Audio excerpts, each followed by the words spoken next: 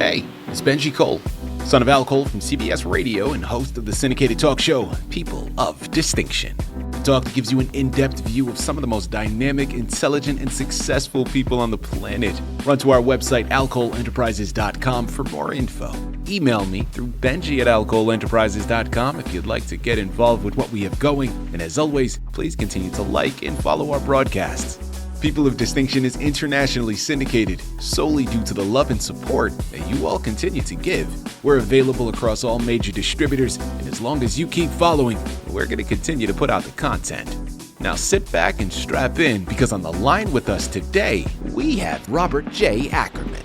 Now we're going to be discussing his book, I Heal You With My Hands. It's Amazon, it's Barnes & Noble, but if you want to gather everything that he has in store, check out his personal website, IHealYouWithMyHands.com.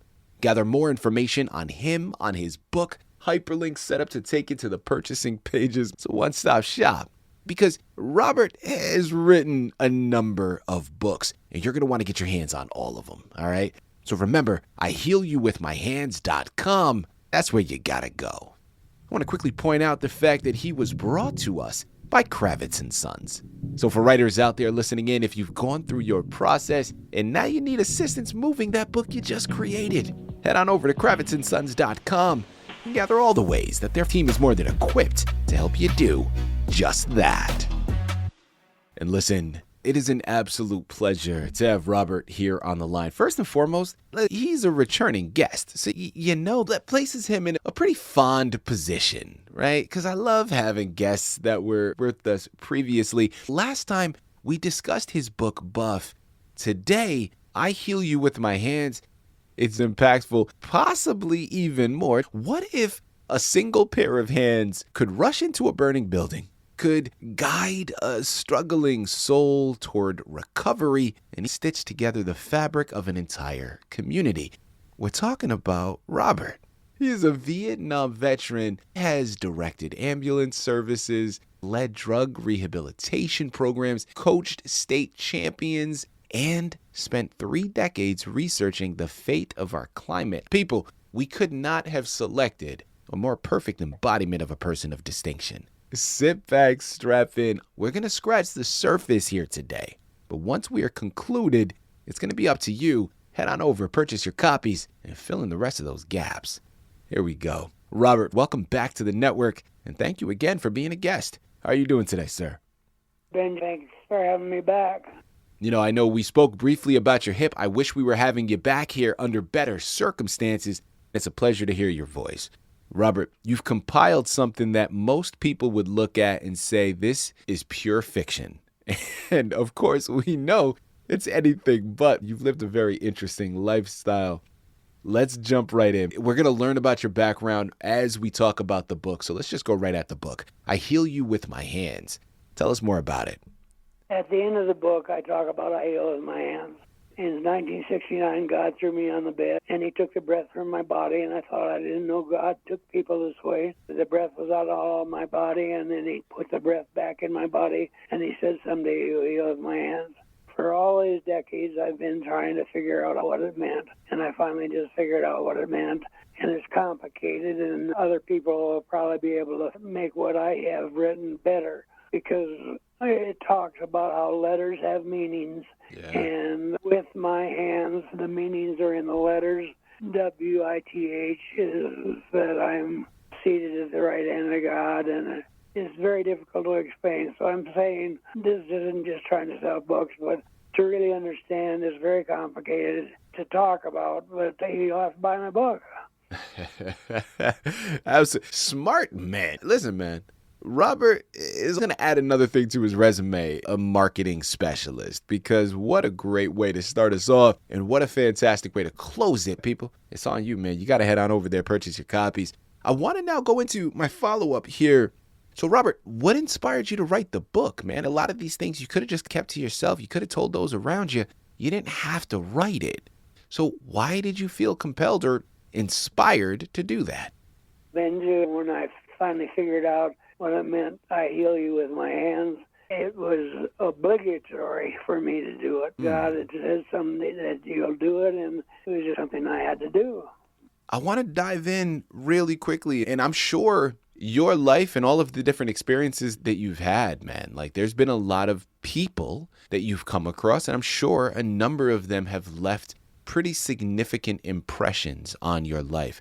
So let's go there next. Again, I mentioned you spent your life in service, from Salvation Army to the Drug Task Force and so much in between. Was there a single person, a patient, a player on a soccer team, or a person in recovery who taught you a lesson that you still carry today? I guess one of my soccer players who our B class team, I got what they call the scrubs, the players nobody wanted to coach, and I said, I'll coach him. At a board meeting for a soccer association, one of my players' parents stood up and said, you can't take them to Sioux Falls for the tournament because you'll be an embarrassment to Rapid City. And I said, we'll win the game.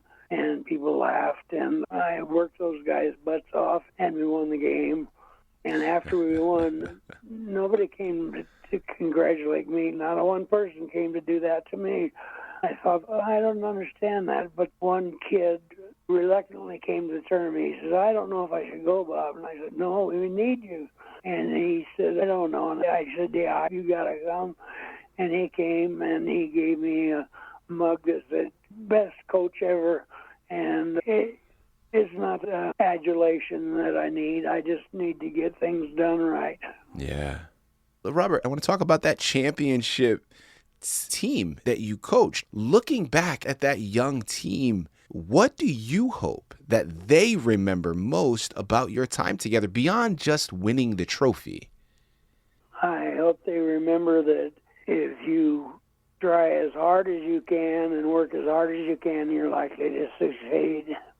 Listen, that's a message I can get behind. People, listen, there's so much more. The book is filled with a number of them. Remember, it's Amazon, it's Barnes & Noble, it's IHealYouWithMyHands.com. Head on over there, purchase your copies, and get lost in this today. Robert, I want to go into your writing process next, man. This is a culmination of decades of your life while you were writing the book and you were traveling down memory lane. What was a highlight for you that maybe surprised you? Maybe you even weren't anticipating. It kind of surprised me, but there's a famous psychic from the last century, Edgar Casey, and I studied him extensively. He said that the most important thing you could teach people for the first 6 months is the principle of one. Oneness of our relationship to God, oneness of force, oneness of time, oneness of purpose, oneness in every effort, oneness. God's name is one, he said. We need to unite the human family with the concept of oneness. Civilization will collapse within decades if enough of us don't join oneness, but knowing humans makes it unlikely. Robert, man, you are dropping some gems here today. I'm going to keep pushing along this line because books like this, subject matter like this, where it talks about unifying, it talks about helping others, looking out for our neighbors, actually caring for one another, it feels like that's in pretty short supply, man. So I'm going to continue to travel down this path here for another moment. After a life of helping others through all of the different variations that you've done, what advice do you have for the everyday person, man? For the person that's sitting down there listening to us talk right now, and they want to follow your lead, man. They want to heal with their hands in their own neighborhood. What's some advice you're offering to them? Where do they start? How do they go about that? They can come to realize that they are one with God, and they are seated with God, and that we're all equal and we're all one. They called it the Big Bang, but it was really the great expansion. And God, in the singularity of infinite time, space, and intelligence, he planned the universe, and then he expanded it very rapidly, more rapidly than the speed of light, and created what we're living in now. I just think people got to know that it's in God we live, we move, and have our being. There is nothing you can look at or see that is not God. It might be a mountain, but it's got consciousness. Scientists are now starting to say that everything has consciousness. Mountains and rivers and suns and moons and everything has consciousness in its own way. And it's all vibration, and it's all electrical in nature, and we're one with it. A good friend of mine, he was Lawyer of the Year in California, and we've been interested in the same things and believe the same things politically and about God, pretty much right down to the T. But he sent me this piece, and it said there's a new thing called the pervasive universal consciousness model, a new frontier. I had torn this page, so it was hard for me to read. In understanding reality, it states well, humanity for centuries, philosophical debates, and oh shit, I wish I'd taped this page on there. Anyway, it says that in recent years, the compelling conventional views, the person of universal consciousness says everything has consciousness, and that includes a rock.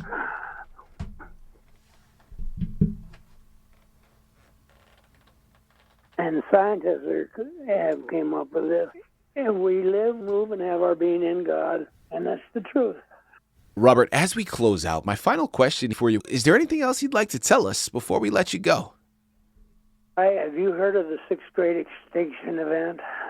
I think I've heard. I'm not very knowledgeable in it, but it does sound familiar, yes. They should have it on the news every night. We're in trouble, this planet. Global warming, if you watch TV, you see massive floods every day, it seems like. Warmer air holds more moisture, and we have heavier rains. And then it will reach 2 degrees centigrade rise by about 2050, and the flooding is going to be catastrophic.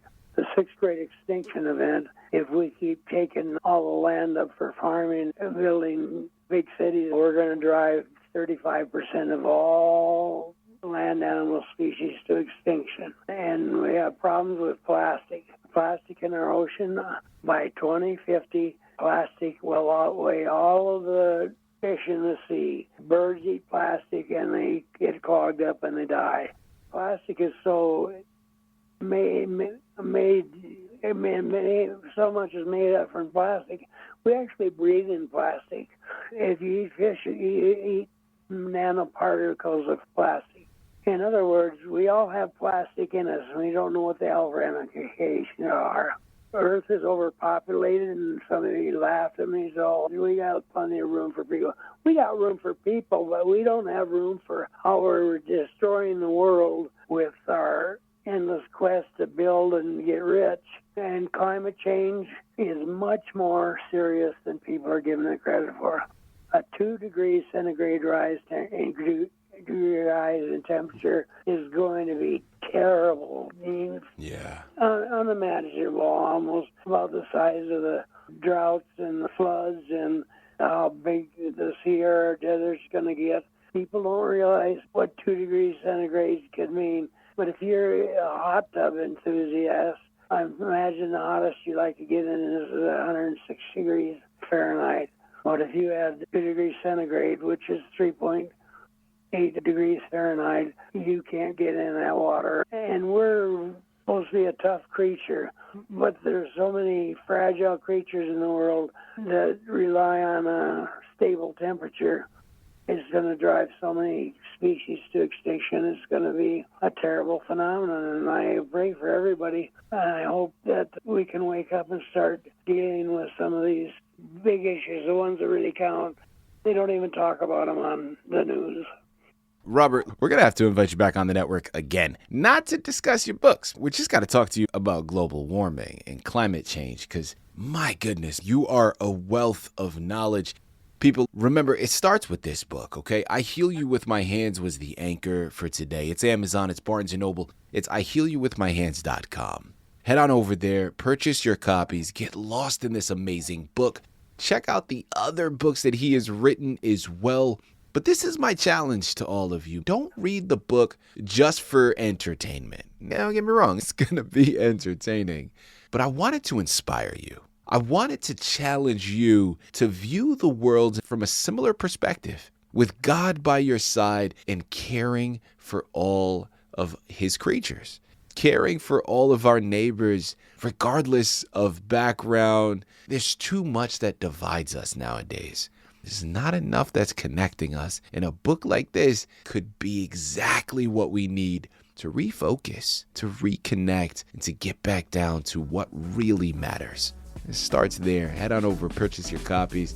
Robert, this has been a true pleasure. Keep up the fantastic work. And once again, thank you for being a guest on People of Distinction.